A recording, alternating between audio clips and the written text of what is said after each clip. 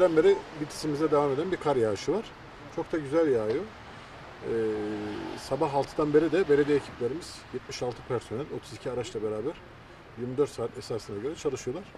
Hatta biz araçlarda kendilerine yemek ikramında da bulunuyoruz ki ara vermeyelim diye. Çok şükür ki şu ana kadar ne bir kaza ne bir böyle kapalı yol haberi gelmedi. Önümüzdeki saatlerde meteorolojiden aldığımız bilgiye göre daha da hafifleyeceğini ve yarın da duracağını tahmin ediyoruz. Tatil bekleyen çocuklarımız beklemeye devam edecekler. Yarın okullar açık şimdilik. Eğer önümüzdeki saatlerde meteoroloji değişiklik olmazsa. Arkadaşlarımıza teşekkür ediyorum ben, sağ olsunlar. Büyük özveriyle çalışıyorlar. Ama malum vazifemiz bu. İnşallah Bitlis'imize biz bu kar yağışının zararlarını hissettirmeden inşallah atlatacağız. Bütün ekiplerimiz dediğim gibi 24 saat esasına göre görev yapıyorlar. Eğer kar yağarsa biz hazırlıklıyız. Her şeyimiz hazır. Graderimiz, kepçelerimiz, işçilerimiz, tuzumuz.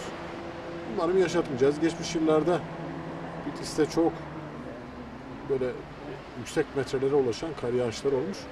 Kar demek bereket demek. Geçen yıl kar yağmamış, su kesintileri yaşanmış. Biz bereketli bir yıl yaşadığımıza inanıyoruz. Bu bereketli yılda inşallah böyle sağlıklı bir şekilde ve bereketli atlatacağız.